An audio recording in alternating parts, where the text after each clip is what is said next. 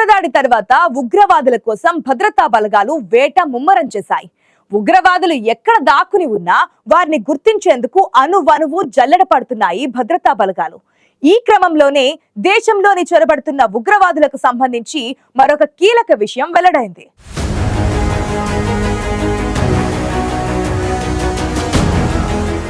కశ్మీర్లోని యువతను ఆకర్షించి వారిని ఉగ్ర కూపంలోకి లాగుతోంది పాకిస్తాన్.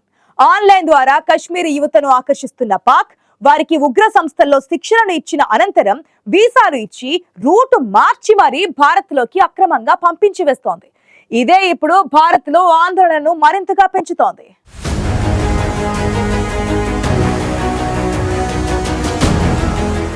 ఉగ్రవాదులకు ఆశ్రయం ఇవ్వడంతో పాటు సీమాంతర ఉగ్రవాదాన్ని ప్రోత్సహిస్తూ ఉగ్రవాద ఫ్యాక్టరీని నడుపుతున్న పాకిస్తాన్ మన దేశంపైకి ఉగ్రమోకను ఎగదోస్తోంది.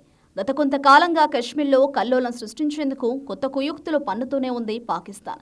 సాధారణంగా నియంత్రణ రేఖ వెంట ఉగ్రవాదులను మన దేశంలోకి పంపించే పాకిస్తాన్ గత కొన్నేళ్లుగా రూటు మార్చినట్లు నిఘా వర్గాల ద్వారా వెలుగు చూసింది.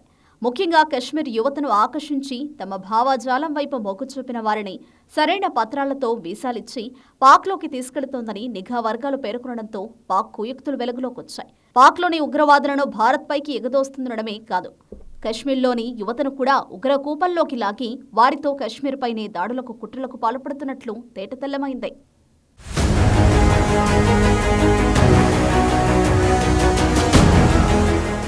కశ్మీరీ యువతను ఆకర్షిస్తోంది పాక్. వారిలో తీవ్రవాద భావజాలం ఉన్న వ్యక్తులను ఎంపిక చేసుకుంటోంది. అలాగే ఆయుధాలు వాడగల, దాడులు చేయగల సామర్థ్యం ఉన్న వారిని పాక్ తమ వైపు ఆకర్షిస్తోందని నిఘా వర్గాల ద్వారా వెల్లడైంది. గత కొన్నేళ్లలో 300 మందికి పైగా జమ్మూ కశ్మీర్ యువత అధికారిక ప్రయాణ పత్రాలతో పాక్కు ప్రయాణించారని విషయాన్ని నిఘా వర్గాలు గుర్తించాయి. అలా పాక్కు వెళ్లిన వారిలో పలువురు నిషేధిత ఉగ్రవాద శిబిరాల్లో శిక్షణ పొందుతున్నారు. ఆ తర్వాత ఉగ్ర సంస్థల్లో చేరి సరిహద్దు ద్వారా అక్రమంగా దేశంలోకి చొరబాట్లకు పాల్పడుతున్నారు. అనంతరం జమ్మూ కశ్మీర్లోని పౌరులు భద్రతా దళాలపై ఉగ్రదాడులు చేస్తున్నారు. ఈ విధంగా కశ్మీరీ యువతను ఉగ్రవాదులుగా మార్చి వారితోనే కశ్మీర్లో ఉగ్రదాడులకు పాల్పడేలా ప్రోత్సహిస్తోంది పాకిస్తాన్.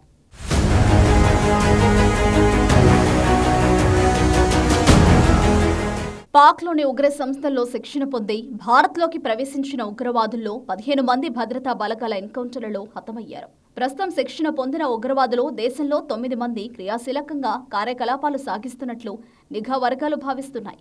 ఇలాంటి వారిలో కొందరు పాక్లో ఉండి మరికొందరు కశ్మీర్లో ఉండి ఉగ్ర కార్యకలాపాలకు సహకారం అందిస్తున్నారు. కశ్మీరీకి చెందినప్పటికీ పాక్ భావజాలానికి ప్రేరేపితుడై ఉగ్రవాదిగా మారిన వారిలో ఆదిల్ హుస్సేన్ దోకరొకరు. ఇతడు అతివాద భావజాలానికి ప్రేరేపితుడై చదువు పేరుతో పొరుగుదేశం వెళ్లి ఉగ్రవాద శిక్షణను తీసుకున్నాడు. ఆదిల్ది అనంతనాగ్ జిల్లాలోని బస్బెహరాకు సమీపంలోని గురి అనే చిన్న గ్రామం. ఆదిల్ టీనేజ్ లో ఉండగానే పలు నిషేధిత ఉగ్ర సంస్థలకు చెందిన ముష్కరులకు దగ్గరగా మెదిలాడు.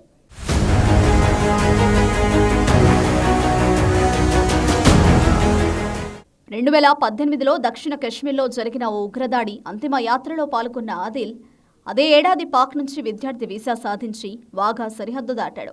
ఆ తర్వాత బాహ్య ప్రపంచానికి కనిపించకుండా పోయాడు. దాదాపు 8 నెలల పాటు కుటుంబంతోనూ మాట్లాడకుండా అజ్ఞాతంలో గడిపాడు. అతడిపై ఇంటెలిజెన్స్ ఏజెన్సీలు నిఘా పెట్టినా ఏమాత్రం ఫలితం లేకుండా పోయింది.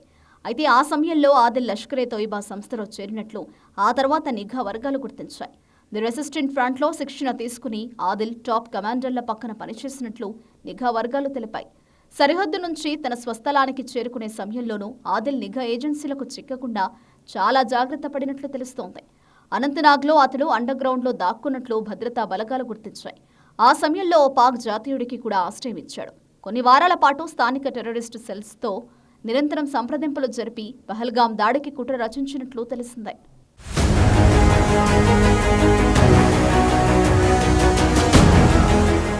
ఉగ్రవాది ఆదిల్ అంతర్జాతీయ దృష్టిని ఆకర్షించేలా భారీ కుట్రకు ప్లాన్ చేసినట్లు అధికారులు భావిస్తున్నారు. ఇందుకోసం అనువైన ప్రదేశం కావాలని స్థానిక ఉగ్ర విభాగాలతో ఆదిల్ చర్చించినట్లు తెలుస్తోంది. తొలుత రద్దీగా ఉండే టూరిస్టు ప్రదేశాలను ఎంచుకోవాలని భావించిన ఆదిల్ భద్రతా బలగాలకు సవాల్గా ఉండే బైసరన్ లోయ అయితే తప్పించుకునేందుకు వీలు ఎక్కువగా ఉంటుందని దాన్ని ఎంచుకున్నట్లు అధికారులు భావిస్తున్నారు. ఏప్రిల్ 22న మధ్యాహ్నం 2 గంటల ప్రాంతంలో ఆదిల్ సహా మరికొంతమంది ఉగ్రవాదులు దట్టమైన పైన్ అడవులను దాటుకుని బైసరన్ పచ్చిక బయళ్లను చేరుకున్నారు. M4 రైఫిళ్లు, AK-47 తుపాకులతో పర్యాటకులను చుట్టుముట్టారు. పేర్లు అడిగి మరీ అతి సమీపం నుంచి పర్యాటకులపై కాల్పులు జరిపారు. అనంతరం అంతే వేగంగా అక్కడి నుంచి అటవీ ప్రాంతంలోకి పారిపోయినట్లు ప్రత్యక్ష సాక్షుల ద్వారా తెలిసింది. ఆదిల్తో పాటు మరో 2 ఉగ్రవాదులు ఊహా చిత్రాలను పోలీసులు విడుదల చేశారు. వీరి ఆచూకీ చెప్పిన వారికి 20 లక్షల రివార్డు ప్రకటించారు. ముష్కరుల కోసం అనంతనాగ్, పహల్గాం చుట్టుపక్కల ఉన్న అటవీ ప్రాంతాలను జల్లెడపడుతున్నారు.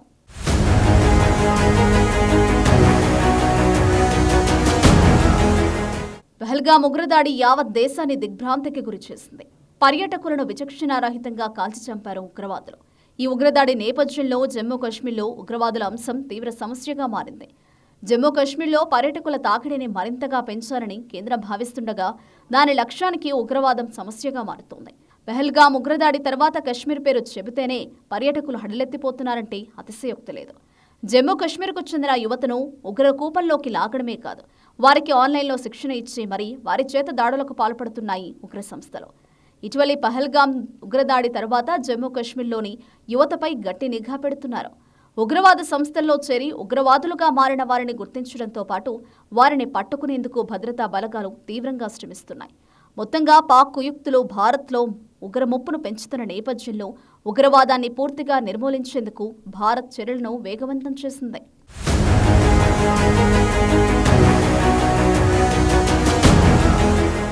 నియంత్రణ రేఖ వెంట కాకుండా రూట్ మార్చి మరీ భారత్లోకి అక్రమ మార్గాల్లో ఉగ్రవాదులను పంపిస్తోంది పాకిస్తాన్.